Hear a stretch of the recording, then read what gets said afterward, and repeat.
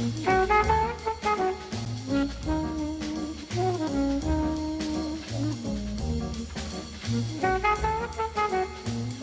vous êtes tranquille à la maison, vous écoutez Dave Brubeck, vous avez acheté vos magazines, ou peut-être pas encore parce que vous ne savez pas ce que Frédéric va vous proposer. Bah oui. Et on va commencer avec quoi, Frédéric? Justement, on va rester cool, on va quitter un peu la politique, histoire de se donner un peu d'air, l'air de la campagne en l'occurrence, puisque je me tourne vers le chasseur français qui consacre un article à la morille.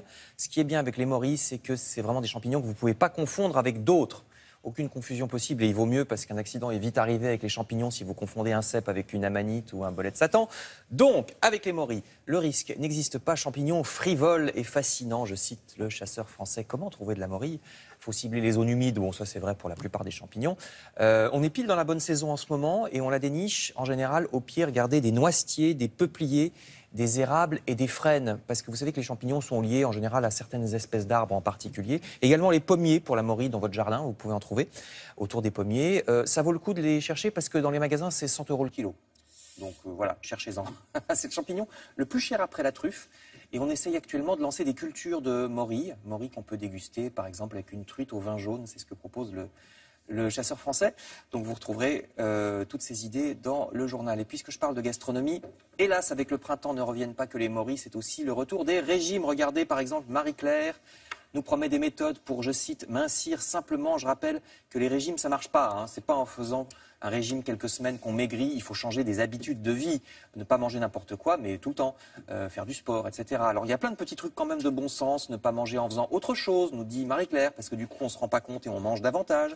Ne pas se priver de sommeil, parce que si on est stressé, on mange plus.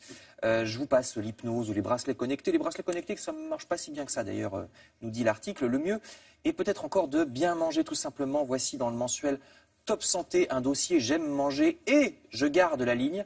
D'abord, on évite les produits transformés, on évite les plats préparés, par exemple, qui sont souvent pleins de cochonneries. Si vous n'avez vraiment pas d'idée, le journal vous fait toute une semaine de menus équilibrés et où vous ne resterez pas sur votre faim. Vous voyez une superbe poêlée de bœuf aux légumes ou bien pour le petit déjeuner des smoothies, c'est-à-dire des jus de fruits bien épais avec des bananes.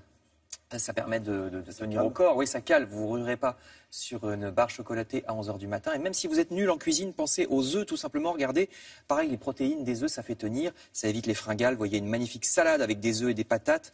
Du blanc de poulet aussi, très facile. Et puis, une dernière image, on va voir. Regardez, une tartine avec des œufs toujours, des asperges et du jambon. Ou bien à droite, c'est un dessert avec une meringue, du fromage blanc et des framboises. Vous pourrez essayer tout ça. Les recettes sont dans Top Santé. Merci beaucoup. Vous voyez, avec les magazines, vous avez la petite recette qui va avec. Merci beaucoup, oui. Frédéric. À plus tard.